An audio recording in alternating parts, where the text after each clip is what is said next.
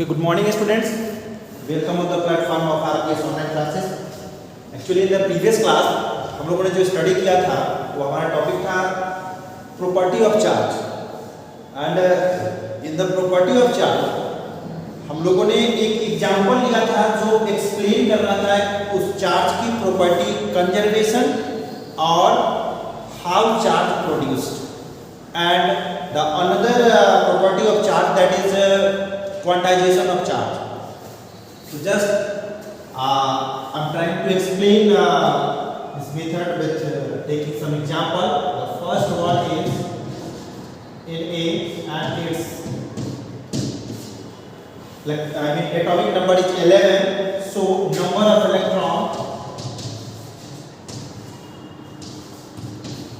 11 and number of proton that is also 11. So net charge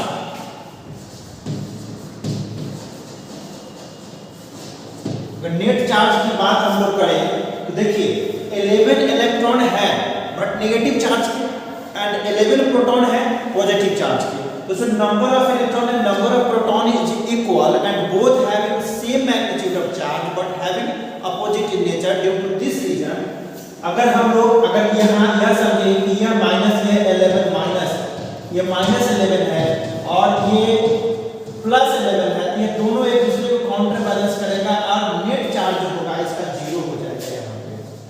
ठीक है, ये net charge zero होगा जिसके वजह से यह एक प्रूफ हो जाता है कि कोई भी एटम जब फ्री एग्जिस्ट करता है जिस वक्त वह किसी भी तरीका के लॉस गेन या ऐसा कोई भी इन्वॉल्वमेंट में नहीं है तो उस वक्त वह इलेक्ट्रिकली न्यूट्रल होता है due to same number of electrons and protons availability on that atom.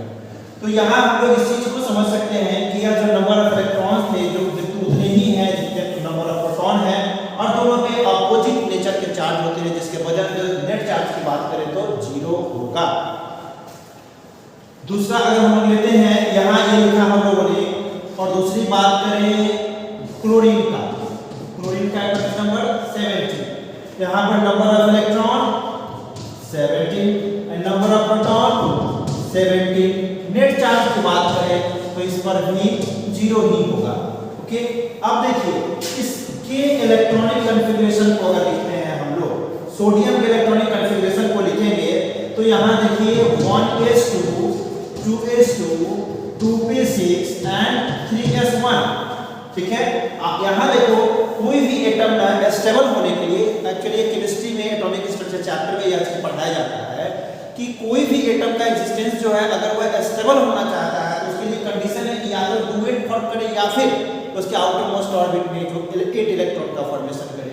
तो देखिए यहाँ इसका फर्स्ट ऑर्बिट ये सेकंड ऑर्बिट और ये थर्ड ऑर्बिट. तो थर्ड आउटर मोस्ट ऑर्बिट में 1 इलेक्ट्रॉन है बट कितने होने चाहिए या तो डुएट होने चाहिए या फिर वो वैकेंट रहे या फिर डुएट हो या फिर ऑक्टेट हो तब वो ऑर्बिट उसका स्टेबल होगा. तो यहाँ पर देखिए यहाँ 2 है और यहाँ 6 और 2 8 है बट इसमें देखिए इसमें 1 इलेक्ट्रॉन है. इस 1 इलेक्ट्रॉन के कारण यह स्टेबल नहीं है तो यह क्या करना चाहेगा ये इस एक इलेक्ट्रॉन को लूज करना चाहेगा और लूज करना चाहेगा तो इसी कोई गेन करने वाला भी ऐसा एटम होना चाहिए जिसके पास ना एक इलेक्ट्रॉन्स की नीड हो. तो हम लोग देखिए यहाँ क्लोरीन का एटॉमिक नंबर लिखेंगे तो 17 होता है उसका इलेक्ट्रॉनिक कॉन्फ़िगरेशन लिखिए तो 1s2 2s2 2p6 3s2 and 3p5 2 2 4 16 2 12 और 5 17. अब देखिए इसमें यहाँ देखिए 2 इलेक्ट्रॉन यहाँ 5 इलेक्ट्रॉन. इस इलेक्ट्रॉन में इस ऑर्बिट में 8 इलेक्ट्रॉन सब होते थे स्टेबल होते बट है कितने 7. यहाँ पर 8 इलेक्ट्रॉन होते थे स्टेबल होते बट है कितने 1. तो यह अगर एक इलेक्ट्रॉन यहाँ से डोनेट कर दे तो इसे अगर मिल जाएगा तो ये 8 हो जाएगा. बिल्कुल सही. अगर यह ये सोडियम एक इलेक्ट्रॉन अगर लूज कर देता है तो इसे मिलेगा किसे क्लोरीन को और क्लोरीन अपने आउटमोस्ट ऑर्बिट में ऑक्टेट पूरा करेगा और यह स्टेबल हो जाएगा. तो इस मेथड को यह एक इलेक्ट्रॉन क्या कर रहा है ये एक इलेक्ट्रॉन लॉस कर रहा है कौन सोडियम. ठीक है, और ये क्लोरीन क्या कर रहा है उस इलेक्ट्रॉन को गेन कर रहा है. कौन गेन कर रहा है क्लोरीन Ca. ठीक है, तो अब यहाँ एक चीज देखो लॉस और गेन हुआ, यहाँ लॉस और गेन हुआ, तो यहाँ पर देखो कि इस फर्स्ट कंडीशन में, इस एग्जांपल में एक इलेक्ट्रॉन जब लूज किया तो इसका मतलब अब इसके पास कितने बचेंगे इलेक्ट्रॉन। मैं फिर से एक बार बताऊं ताकि समझ क्लियर हो। यहाँ ना पहले इसके नंबर ऑफ इलेक्ट्रॉन 11 थे और 11 में से एक इलेक्ट्रॉन को क्या किया इसने, लूज कर दिया। तो कितने नंबर ऑफ इलेक्ट्रॉन बचे, नंबर ऑफ इलेक्ट्रॉन हो गए 10। ठीक है, नंबर ऑफ प्रोटॉन कितने होंगे, नंबर ऑफ प्रोटॉन तो जितने थे 11 थे तो 11 ही रहेंगे। उस 11 को हम लोग ऐसे लिख सकते हैं, उस 11 को हम लोग 10p + 1t लिख सकते हैं। ठीक है, अब देखिए यहाँ 10 इलेक्ट्रॉन, इस 10 इलेक्ट्रॉन को क्या कर देगा, 10 प्रोटॉन को कैंसिल आउट करेगा, बिकॉज ये नेगेटिव चार्ज का होगा या पॉजिटिव चार्ज का होगा, तो इसे वो कैंसिल आउट करेगा। अब रिमेनिंग क्या होगा, उस एटम पे एबिलिटी किसकी होगी, प्रोटॉन की होगी।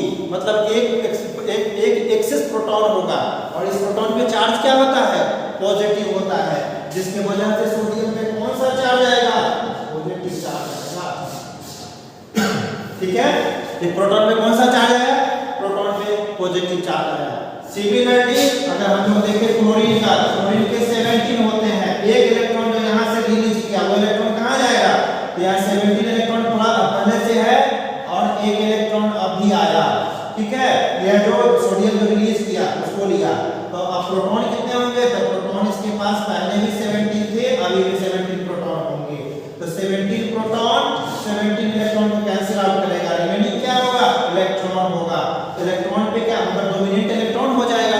तो इलेक्ट्रॉन के डोमिनेंट होने से इलेक्ट्रॉन पे चार्ज क्या होता है, नेगेटिव चार्ज होता है। नेगेटिव चार्ज होगा तो क्लोरीन पे क्या नहीं क्या चार्ज होगा, इस इलेक्ट्रॉन की वजह से क्लोरीन पे नेगेटिव चार्ज होगा।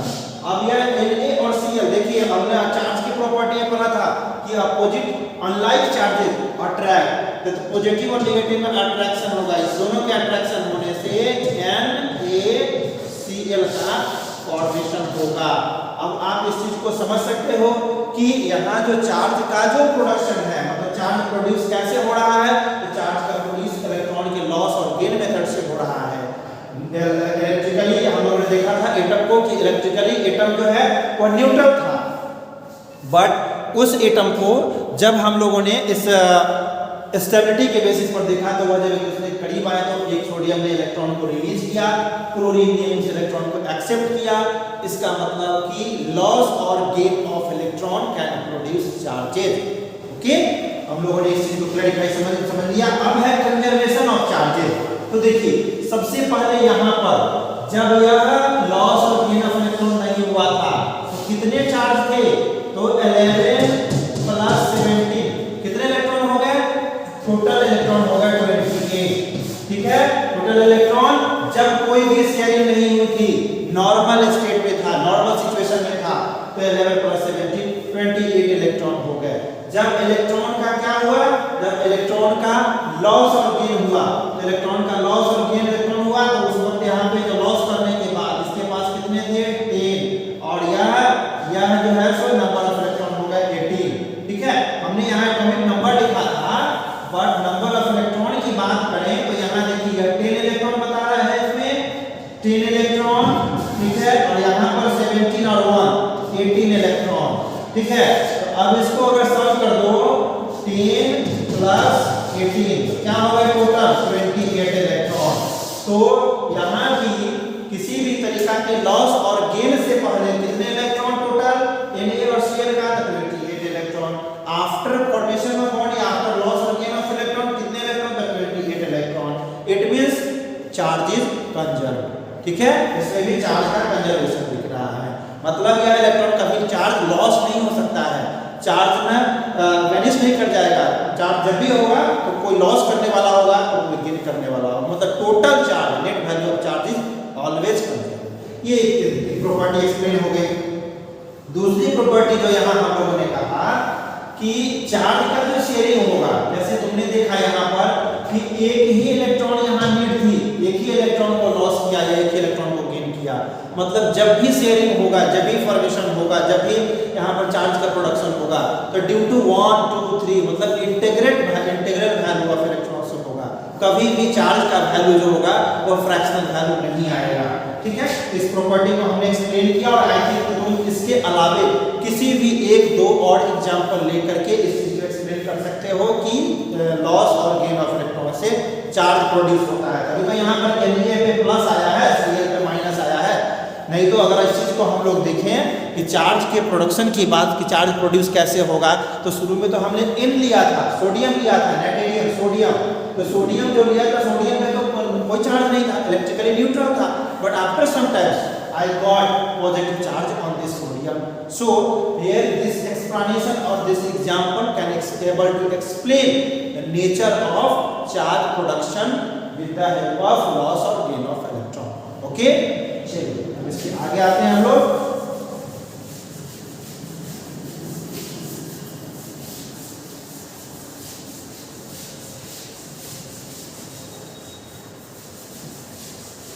अब जो नेक्स्ट जो हमारा प्रॉपर्टी था उसमें हम लोगों ने पढ़ा था quantization. What is the meaning of quantization?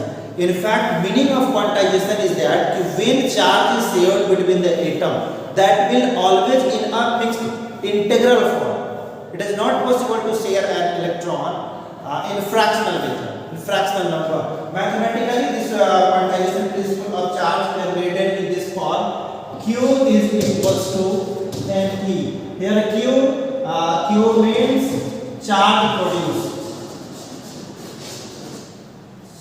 Charge produced. Okay, Q represents the charge produced and N. Here N means number of electrons. Number of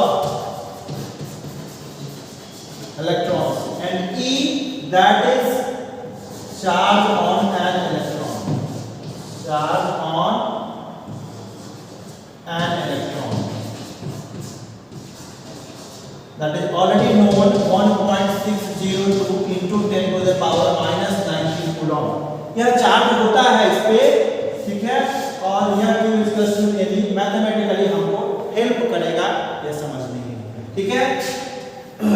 actually this is the mathematical expression for quantization of electron, I mean quantization of charge, and this expression will help us to calculate how much charge is produced if a given number of electron is shared between or transferred on any other atom. अगर एक atom न कुछ number of electrons को दूसरे atom पे transfer करता है तो कितना अमाउंट का चार्ज प्रोड्यूस होगा वो हम लोग इसके हेल्प से कैलकुलेट कर सकते हैं। ओके, एंड आइए after the completion of this topic here I am going to establish a relationship between the flowing of current or the current and quantization of charge. As we know, the current I is defined as Q by T. This is the first equation. I will just you can write down the heading for this chapter, the relationship between, right, the relationship between electric current and quantization of charge.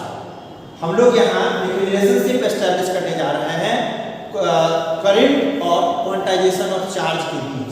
तो first of all when we are going to define electric current, then mathematically we can write I is equals to Q by T, and another according to the quantization of charge, according to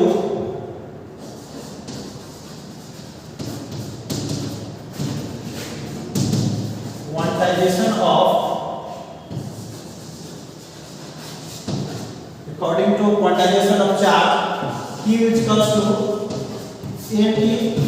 This is second.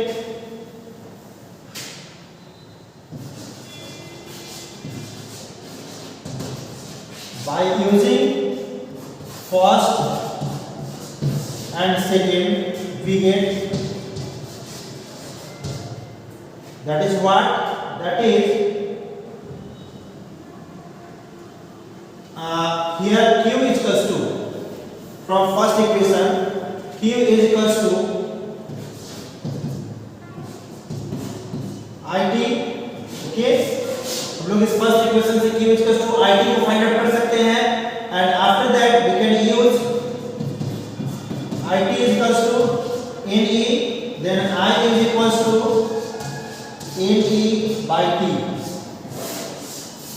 This is very important expression for calculating calculating the number of electron or amount of current flowing through a given circuit. ठीक है, इस derivation का use करके हम लोग बहुत ही बेहतर तरीका से न्यूमेरिकल का अप्रोच कर सकते हैं और न्यूमेरिकल कैलकुलेशन को प्रोसीड कर सकते हैं. So after the completion of this topic, in the next class we will explain or we will start Ohm's law and circuit.